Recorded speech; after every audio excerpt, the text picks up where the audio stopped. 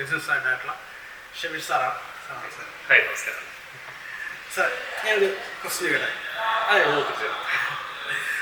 എനിക്ക് വളരെ അധികം ആകാംക്ഷമൊന്നൊരു കാര്യം, ഇഷ്ടംപോലെ ഫീച്ചേഴ്സാണ് നമ്മൾ സാധാരണ ഒരു വണ്ടി കാണുന്നതിൽ കൂടുതൽ. അതായത് ഇപ്പം എക്സോ പ്രൈസ് വരുന്നത് ഏകദേശം 24,79,000 വണ്ടിയുടെ വില സ്റ്റാർട്ട് ചെയ്യുന്നത്. റോഡ് ടാക്സ് ഉൾപ്പെടെ എല്ലാം കൂടെ ചേർന്ന് റോഡിൽ ഇറങ്ങുമ്പോൾ ഏകദേശം 31 ലക്ഷം രൂപയാണ് ടോട്ടൽ കോസ്റ്റ് വരുന്നത്.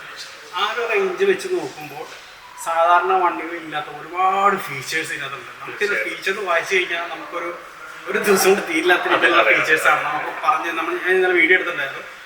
അത് ഫീച്ചേഴ്സ് എനിക്ക് മൊത്തമായിട്ട് എക്സ്പ്ലെയിൻ ചെയ്ത് ഒരു 50% മാത്രമേ നമുക്ക് അത് കാണിക്കാൻ പറ്റുള്ളൂ. എന്നിരുന്നാൽ പോലും ഒരുപാട് ഫീച്ചേഴ്സ് ഇതുവരെ നമ്മൾ പല വണ്ടികളും കാണാത്ത തരത്തിലുള്ള മാരുതിയിലും ഫസ്റ്റ് ടൈമാണ് ഇതിന്റെ ഫീച്ചേഴ്സ് ഇതിനകത്ത് വന്നിട്ടുള്ളത്. മാരുതിയുടെ ഒരു ലക്ഷറി മോഡലാണ് വന്നേക്കുന്നത്. ശരിക്കും നേരത്തെ നമ്മുടെ സോഷ്യൽ മീഡിയയിൽ കണ്ടത് മാതിരി മാരുതി പഴയ മാരുതി അല്ല, അത് എല്ലാ വിഭാഗത്തിലുള്ള കസ്റ്റമേഴ്സിനെയും. മാരുതിയുടെ സ്റ്റാർട്ടിംഗ് പ്രൈസ് 4 lakhs തുടങ്ങി ഏകദേശം ഇപ്പോൾ എൻഡ് ചെയ്യുന്നത് 30 lakhsലേക്ക് എത്തി. എല്ലാ വിധത്തിലുള്ള ഏത് കാറ്റഗറിയിലുള്ള ഒരാൾക്കും മാരുതി ഷോറൂമിൽ വന്നാൽ വണ്ടി തീർച്ചയായിട്ടും അത് നല്ലൊരു കാര്യമാണ്. കാരണം നമ്മൾ പണ്ട് സാധാരണക്കാരുടെ ഒരു വാഹനം എന്നുള്ള രീതിയിലാണ് മാരുതിനെ നോക്കിക്കൊണ്ടിരുന്നത്. ഇപ്പൊ കഥയൊക്കെ മാറി പതുക്കെ നെക്സ സ്റ്റാർട്ട് ചെയ്തു. അതിനുശേഷം ഇവിടെ ഇഷ്ടംപോലെ നല്ല നല്ല വണ്ടികൾ, പ്രീമിയം ക്ലാസ്സുള്ള വണ്ടികൾ, അടിപൊളി വണ്ടികൾ. ഗ്രാൻഡ് വിറ്റാറൊക്കെ ഞാൻ ഉണ്ടായിരുന്നു. നല്ല അടിപൊളി വണ്ടിയാണ്, നല്ല ക്വാളിറ്റി ആണെങ്കിൽ നല്ല 27 കിലോമീറ്റർ മൈലേജ്. അതുപോലെ തന്നെ നമുക്കിപ്പോൾ പറഞ്ഞാൽ ഇൻവിക്ടോയുടെ മൈലേജ് അത്യാവശ്യം നല്ലൊരു. ശരിക്കും ഞങ്ങൾക്ക് തന്നെ അതിശയമായിരുന്നു. കാരണം ഇത്രയും ഒരു സ്പെസിഫിക്കേഷൻ ലെങ്തും വിട്ടും ഉള്ള ഒരു വലിയ വണ്ടിക്ക് 23.4 കിലോമീറ്റർ മൈലേജ് എന്ന് പറയുമ്പോഴത്തേക്ക് ഈ സമീപഭാവിയിൽ നമുക്ക് ഇങ്ങനെ അത്രയും മൈലേജിൽ അത്രയും ഒരു ലക്ഷറി വണ്ടികൾ നമുക്ക് ആദ്യമായിട്ടാണ് അത്രയും ഒരു മൈലേജ് കൂടി കിടക്കുന്നത്. അതുപോലെ നമുക്ക് ഇപ്പോൾ ഒരു വണ്ടി ബുക്ക് ചെയ്യണമെന്ന് വെച്ചാൽ അതിൻ്റെ ബുക്കിംഗ് ഒക്കെ എത്ര രൂപയാണ് സ്റ്റാർട്ടിങ് വരുന്നത്? നമുക്ക് booking amount 25,000 rupees booking amount ഉള്ളത്.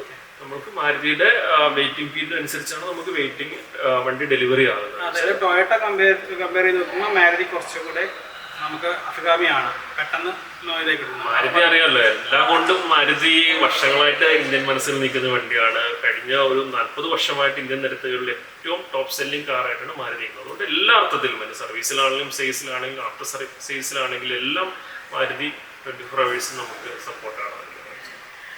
അതുപോലെ നമ്മളിപ്പോൾ ഒരു വണ്ടി എടുക്കണം, അപ്പം ആ വണ്ടി എടുക്കാൻ വരുന്ന ഒരാൾക്ക് എത്ര ഡൗൺ പേയ്മെന്റ് ഒക്കെ എടുക്കേണ്ടത്? നമുക്ക് വാഹനത്തിന്റെ ഓൺ റോഡ് കോസ്റ്റിന്റെ 90% ആണ് നോർമലായിട്ട് നമുക്ക് കിട്ടുക.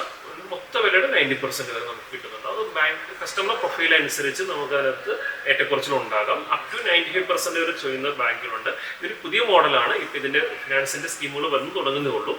നിലവിൽ 90% മിനിമം ലഭ്യമാണ്. ഇപ്പം നമുക്ക് ഏതൊക്കെ വേരിയന്റിൽ ഇപ്പം നിലവിൽ അവൈലബിൾ ആണ്? നമുക്ക് സീറ്റ പ്ലസ് ആൽഫ പ്ലസ് എന്ന് പറഞ്ഞ 2 വേരിയൻസ് ആണ് വരിക. അതിനകത്ത് തന്നെ 7 സീറ്ററും ഉണ്ട്, 8 സീറ്ററും ഉണ്ട്. രണ്ട് കസ്റ്റമറുടെ കൺവീനിയൻസ് അനുസരിച്ച് രണ്ടിലേക്കും പോകാൻ പറ്റും എന്നുള്ളതാണ്. എനിക്ക് വളരെ ഇഷ്ടപ്പെട്ടൊരു ഫീച്ചറാണ് ഇതിൻ്റെ ബാക്കിലെ ഡിക്കിയിലെ.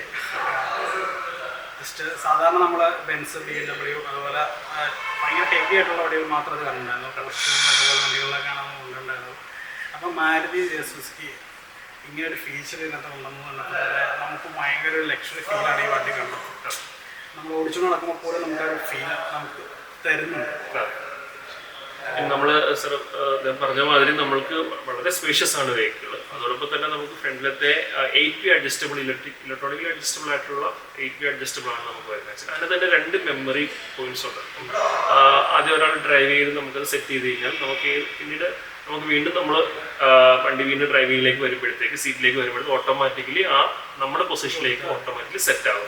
വേറെ വണ്ടികളിൽ ഞാൻ അങ്ങനെ അപൂർവമാണെന്ന് വെച്ചാൽ മാരുതിയിൽ ആദ്യമായിട്ട് എനിക്ക് ആ സെഗ്മെന്റിൽ പ്രൈസ് റേഞ്ച് വെച്ച് നോക്കുമ്പോഴും നമുക്ക് ആദ്യമായിട്ടാണ് ആ ഒരു ഫീച്ചേഴ്സ് നമ്മൾ ഈ ഒരു പ്രൈസ് റേഞ്ചിൽ അവൈലബിൾ ആണ്. പിന്നെ നമ്മുടെ സെക്കൻഡ് റോയിൽ നമുക്ക് ഇൻഡിപെൻഡൻ്റ് ആയിട്ട് നമുക്ക് ക്ലൈമറ്റ് കൺട്രോൾ ചെയ്യാം. ഫ്രണ്ടിൽ നമുക്ക് ചെയ്യാം. അതുകൂടെ തന്നെ ബാക്കിലത്തെ യാത്രക്കാരനും അദ്ദേഹത്തിൻ്റെ കൺവീനിയൻസ് അനുസരിച്ച് നമുക്ക് അവിടെ കൂളിംഗ് സിസ്റ്റം നമുക്ക് AC അഡ്ജസ്റ്റ് ചെയ്യാം.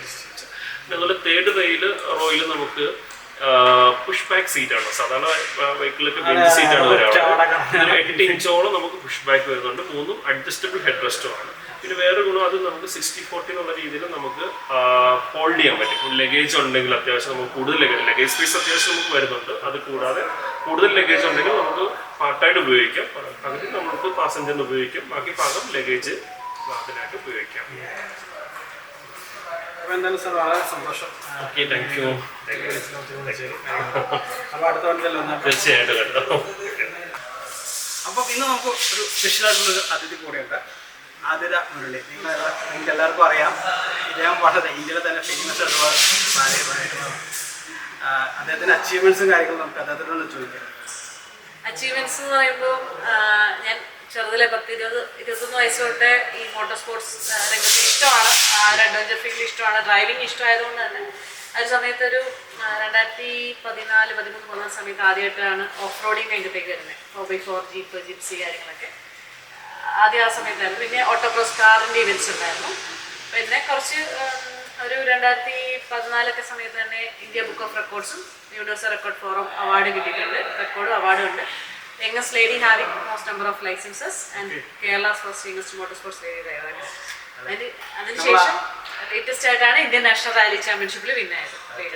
നമ്മൾ പണ്ടൊക്കെ TV ഓണാക്കുന്ന സമയത്ത് വാർത്തകളിലൊക്കെ കാണുന്ന ഒരു ഇതായിരുന്നു ഏറ്റവും പ്രായം കുറഞ്ഞ റാലി ഡ്രൈവർ. അത് നമുക്ക് പണ്ട് തൊട്ട് എനിക്ക് അറിയാവുന്ന ഒരു വ്യക്തിത്വം കൂടെയാണ്. ഇപ്പോൾ ഞാൻ പല റാലികളിലും പങ്കെടുത്തുള്ള കാണാൻ പോകുന്ന സദറിൽ. അപ്പോൾ പല റാലികളിലും പോകുമ്പോൾ ആതിരയുടെ ഒരു പെർഫോമൻസ് നമുക്ക് നേരിട്ട് കാണാനുള്ളൊരു ഡ്രൈവർ ഉണ്ടായിട്ടുണ്ട്. അപ്പോൾ ഞാൻ അന്ന് നോക്കുമ്പോൾ ആരും മത്സരിക്കാനില്ല, ലേഡീസ് കാറ്റഗറിയിൽ ആരുമില്ല. എവിടെ പോയാലും ജെൻസിനാണ് അറിയാമല്ലോ. നമുക്ക് 4x4 എന്ന് പറയുമ്പോൾ ജെൻസിന് വളരെയധികം ഒരു ഒരു മുന്നോക്കമുള്ളൊരു സംഭവത്തിൽ ആദ്യമായിട്ടൊരു ലേഡി ഡ്രൈവർ. ആ ഒരു എക്സ്പീരിയൻസ് എങ്ങനെ ഉണ്ടായിരുന്നു? എക്സ്പീരിയൻസ് എന്ന് പറഞ്ഞു കഴിഞ്ഞാൽ നമുക്ക് ഇപ്പം ബിഗിനർ തുടക്കത്തിൽ നമുക്ക് ആദ്യം കുറച്ച് ടഫാണ്. കാരണം ഇതിന് കുറേ ട്രിക്സ് ഒക്കെ ഉണ്ട്. നമുക്കൊരു കുന്നിൻ മലയിലോ അല്ലെങ്കിൽ ചെളിയിൽ കൂടെ പോകുമ്പോഴും നമുക്ക് ഓരോ വണ്ടികൾ യൂസ് ചെയ്യുന്നുണ്ട്. അല്ലെങ്കിൽ വണ്ടിയുടെ പെർഫോമൻസ് അതിൽ യൂസ് ചെയ്തിട്ടുള്ള സസ്പെൻഷൻ ടയേഴ്സ് അല്ലെങ്കിൽ ലോക്സ് കാര്യങ്ങൾ. ലോക്സ് ഒക്കെ ഇപ്പോഴാണ് വരുന്നത്, ലോക്സ് കട്ട് ഒക്കെ വെച്ചിട്ട്. അപ്പോൾ അതൊന്നും ഒന്നില്ല സമയത്ത് നമുക്ക് ഞാൻ R&Dയിലാണ് പഠിച്ചത്. ആദ്യം ഒരു 1-2 ഇവൻറ്റ്സ് എന്നെ സാനിറ്ററി ഒക്കെയാണ് പഠിപ്പിച്ചത്. അദ്ദേഹത്തിൻ്റെ ശിക്ഷണത്തിലായിരുന്നു. അതിനുശേഷം പിന്നെ ഞാൻ കൂടുതലായിട്ട് പിന്നെ ഓഫ് റോഡിങ്ങിലേക്ക് പിന്നെ അങ്ങോട്ട് എക്സ്ട്രീം പോകാന്ന് പറയുന്ന RFC എന്ന് പറഞ്ഞ പരിപാടിയാണ്, റെയിൻ സ്പോർട്സ് ഇന്ത്യൻ ചലഞ്ച്. അപ്പോൾ അതിലേക്ക് പോകേണ്ട ഭയങ്കര എക്സ്പെൻസീവ് ആണ്.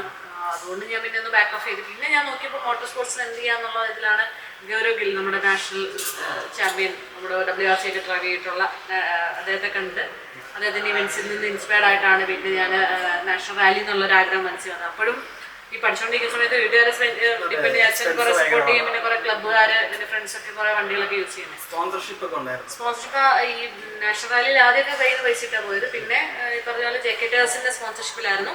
ഫുള്ളല്ല, ഒരു ഹാഫ് എമൗണ്ട്, ബാക്കി നമ്മൾ കയ്യിൽ നിന്ന് തന്നെ. ഇനി ഈ ഫീൽഡിലേക്ക് കടന്നു വരാനുള്ള എക്സസൈസ് ആയിട്ടുള്ള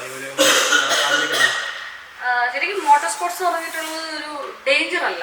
എല്ലാ സേഫ്റ്റി പ്രിക്കോഷൻസും നോക്കിയിട്ടാണ് മോട്ടോർ സ്പോർട്സ് ചെയ്യുന്നത്. ഇപ്പം എപ്പോഴും ഞാൻ പറഞ്ഞത് നമ്മുടെ റോഡിൽ അപകടരഹിത ഡ്രൈവിംഗ് ചെയ്യണം നോക്കുക. അതായത് നിയമങ്ങൾ പാലിച്ച് അനുവദിച്ചിട്ടുള്ള സ്പീഡിൽ എല്ലാവർക്കും മാതൃകാപരമായിട്ട് ഡ്രൈവ് ചെയ്യാന്നുള്ളതാണ് നമ്മൾ വളർന്നു വരുന്ന തലമുറയോട് ചെയ്യാൻ പറ്റുന്ന ഒരു കാര്യമാണ്. മോട്ടോർ സ്പോർട്സ് പാഷനുള്ളവർക്ക് ഈ പറഞ്ഞ പോലെ ട്രാക്സ് ഉണ്ട്. കോയമ്പത്തൂരൊക്കെ കാരി സ്പീഡ് ഉണ്ട്, അല്ലെങ്കിൽ ചെന്നൈയിൽ MMRT ഉണ്ട്, അല്ലെങ്കിൽ മറ്റു സ്ഥലത്തെല്ലാം ട്രാക്സ് കാര്യങ്ങളൊക്കെ ഉണ്ട്. അപ്പോൾ റേസ് ആണോ റാലി ആണോ നമ്മുടെ പാഷൻ അത്ര പാഷനേറ്റ് ആണെങ്കിൽ ഇതിന് ഫോളോ ചെയ്യാം.